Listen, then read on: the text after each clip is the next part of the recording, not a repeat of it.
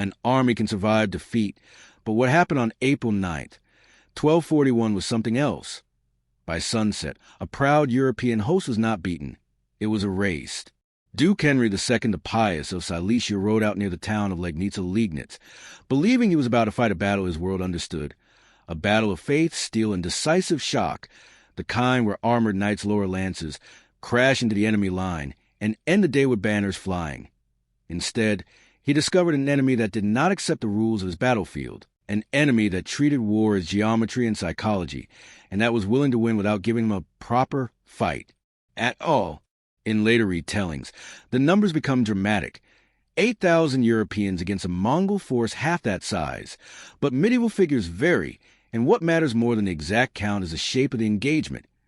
A European coalition built around heavy cavalry met a Mongol detachment built around mobility, coordination, and missile fire, and the mismatch turned the field into a killing ground. To understand why this disaster was possible, you have to see the campaign the way the Mongols saw it, because the invasion of Poland was not the main prize. It was a move in a larger operation designed by the Mongol High Command to break Europe's ability to respond. The Mongol storm had already battered the lands of the Kievan Rus, and by 1241 the western frontier of the Mongol Empire pressed against a Europe divided by rivalries, fragmented lordships, and slow feudal mobilization. To Christian chroniclers, the Mongols felt like the end of the world arriving on horseback, but to Mongol planners they were simply executing a campaign with multiple columns, multiple objectives, and a clear priority: Hungary. The strategist most associated with the planning of the wider European invasion was Subutai, and the main strike drove toward the rich plains and river crossings of the Hungarian kingdom. The operations in Poland were, in large part, meant to keep northern forces busy, to prevent reinforcements from riding south, and to punish any army that tried to gather for a relief effort. In that context, Henry's army was not just a local threat. It was a strategic problem that needed to be neutralized quickly, and the Mongols approached it with the calm professionalism of veterans who had dismantled larger forces from China to Persia. The commanders leading the Mongol force operating in Poland are commonly identified as Baidar, Kadin, and Orda, names that appear with variations in different sources, and they were not wild raiders looking for a fair fight. They were commanders in a system where discipline and coordination were drilled into every unit, where intelligence gathering was constant, and where the goal was not glory but results. On the European side, Henry the Pious represented the best kind of medieval Christian prince, devout, determined, and burdened with the responsibility of defense, and he called what support he could Silesian and Polish forces, German contingents, and fighters associated in later tradition with military orders such as the Teutonic Knights and the Templars, though the exact composition and numbers are debated by historians and vary across chronicles. Still, the core of the European force looked the way European armies were expected to look: heavily armored noble cavalry as a decisive arm, supported by lighter cavalry, infantry levies, and crossbowmen or other missile troops, depending on what could be raised. The European way of war prized a moment of collision. The knight, armored and trained for charge, relied on discipline and momentum to shatter an enemy's cohesion, and for centuries this had worked well against opponents who could be forced to stand and receive impact. The Mongols did not stand and receive impact. Their army was built around speed and sustained maneuver. Their horsemen often brought remounts, allowing them to maintain tempo longer than forces with a single mount, and their signature weapon, the composite bow, allowed mass missile fire from horseback at ranges and volumes that could punish slow or disordered troops. More importantly, their doctrine treated the enemy's expectations as a weapon to be turned back on him. If the enemy believed victory meant one decisive charge, then the Mongols would offer him the illusion of that victory, then pull it away at the moment it became irreversible. In the hours before the main clash, the psychological pressure began. Mongol scouts and skirmishers appeared at a distance, loosed arrows, and withdrew before any heavy cavalry could close. To an armored knight, it was maddening, like being stung by something you could not catch, and each withdrawal looked like fear, each reappearance looked like insolence. The effect was not only physical, casualties, wounded horses, rattled nerves, but moral. It challenged the very identity of the knights as decisive warriors, and it tempted them to prove themselves by forcing battle on their own terms. This is where discipline matters, because the Mongols were not waiting to be found. They were waiting to be chased. When the first major movement of the day began, it began the way the Mongols wanted: a forward element surged ahead, often associated in later accounts with Duke Mieszko II of Opole commanding part of the vanguard, and once heavy cavalry begins to roll forward, the battlefield logic changes fast. The European riders saw Mongol horse archers give ground and scatter.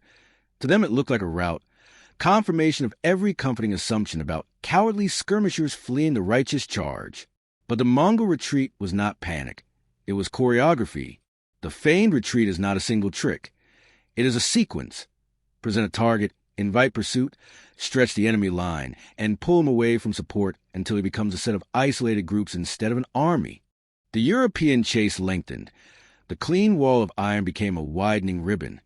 Horses bred for shock began to tire under prolonged pursuit, and the knights, hungry for personal glory, drifted out of formation as each man tried to be first to strike.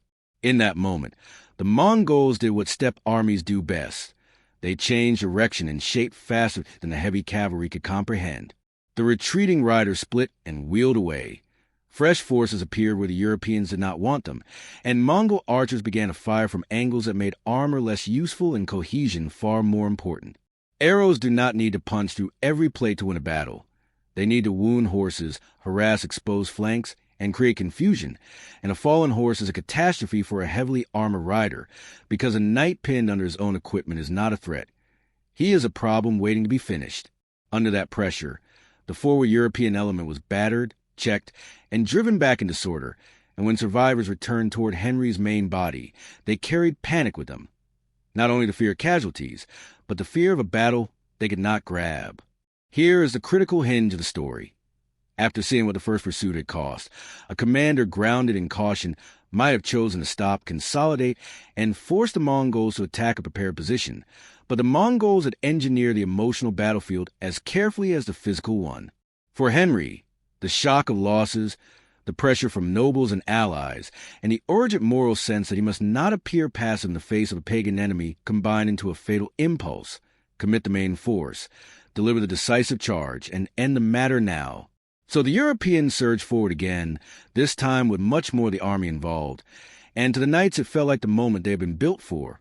Lances lowering, banners snapping, hooves hammering the ground, the roar of men who believed they were about to decide the fate of their lands in a single blow.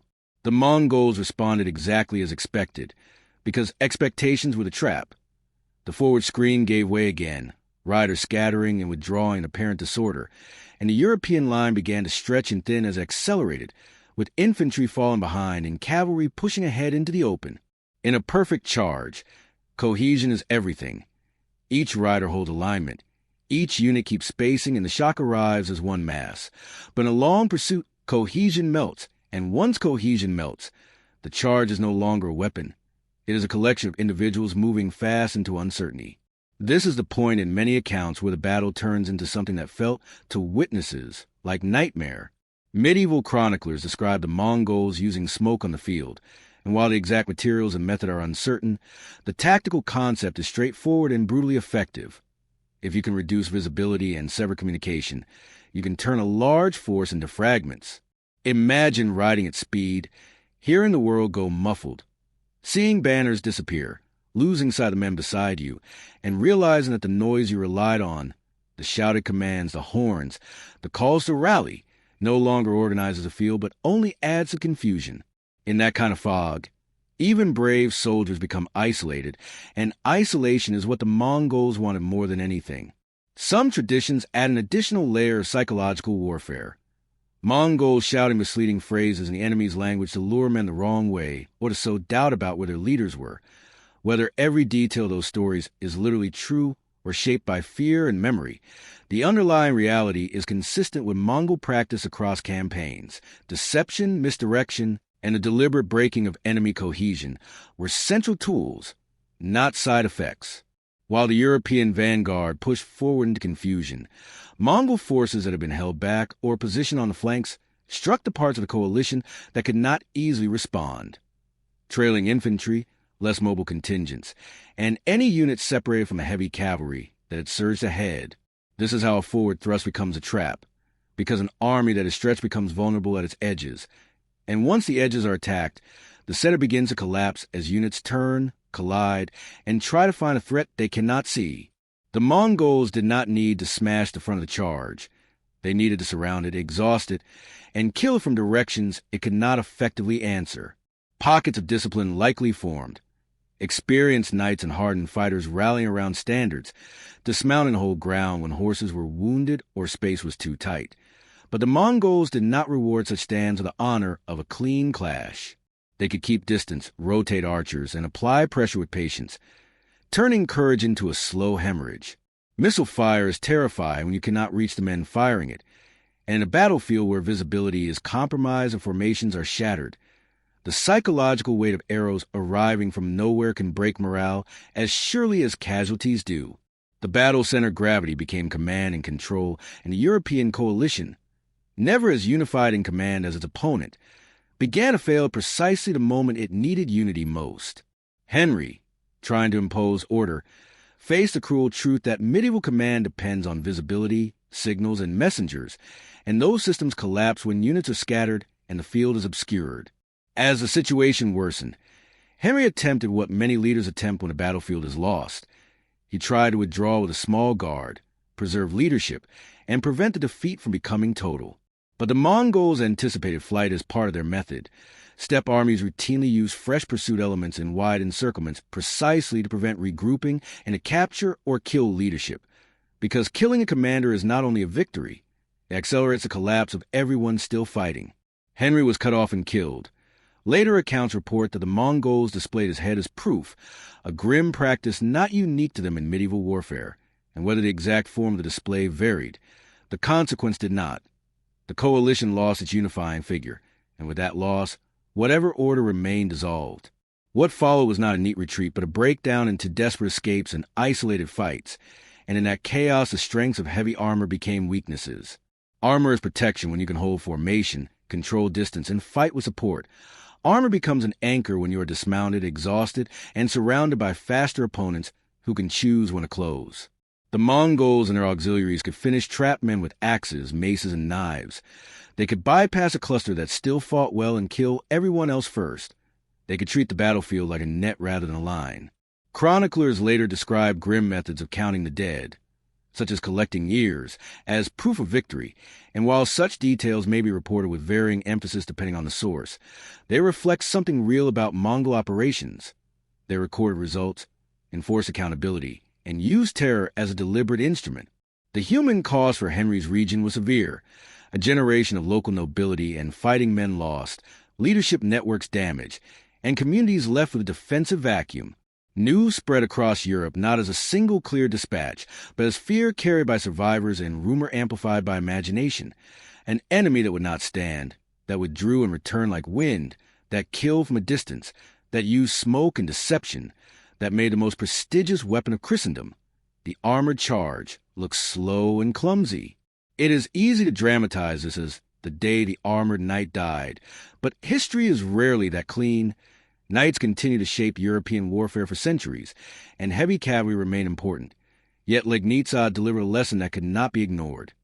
If your doctrine depends on one decisive move, and your enemy can refuse it, bait it, and punish it, then your greatest strength becomes predictable, and predictability is something a disciplined opponent can turn into a weapon. Strategically, the fear was even bigger than the slaughter itself. Because after Legnica, the road deeper into Central Europe looked frighteningly open. If the Mongols had pressed west with full strength, fragmented polities would have struggled to respond quickly. So, why did the Mongols ride onto the Rhine, to the heartlands of the Holy Roman Empire, to the Atlantic edge of Europe, as later storytellers imagine? The answer lies far from the blood-soaked field of Legnica and has very little to do with the surviving European forces. Late in 1241, news arrived from deep in Asia that Ogedai Khan, the great Khan of the Mongol Empire, had died, and Mongol imperial politics mattered as much as conquest. Succession required a great council, commonly described as a Kurultai, and the princes and senior leaders of the ruling line had strong reasons, and in some interpretations, obligations grounded in custom and law, to return east of selection of a new great Khan. That meant momentum in Europe stalled and then reversed. The Western forces withdrew not because they were defeated in a decisive European counterstrike, but because the empire's center of gravity shifted overnight due to a death thousands of miles away. Europe was not saved by a final shield wall or a last cavalry triumph. It was spared, temporarily, by distance, politics, and timing. Legnica, then, stands as a brutal case study in how professional armies exploit doctrine. The Mongols identified what the Europeans wanted most, a glorious decisive charge, then used feigned retreat, flanking attacks, sustained archery, and battlefield obscuration to break cohesion, and turned that charge into a self-inflicted disaster. It was not black magic. It was planning, discipline, and a willingness to win without satisfying the enemy's idea of honor. And for Europe, the most unsettling legacy was not only the loss of men, but the loss of certainty. After Legnica, commanders could no longer pretend that courage and heavy armor alone guaranteed victory, and over time European warfare would be forced by many pressures, not just this one battle, toward better coordination of infantry, missile troops, reconnaissance, and professional command structures. If you want one image to carry away from April 9th, 1241, let it be this: a field where thousands of armored riders believed the day would be decided by one thunderous impact, and instead found themselves chasing an enemy that refused to be caught until the charge stretched into emptiness, the banners vanished into smoke, and the unstoppable became isolated targets, picked apart, one group at a time, by an army that fought like a machine. Sources of the core historical framework and campaign context: Peter Jackson, The Mongols in the West; Timothy May, The Mongol Empire; David Morgan, The Mongols;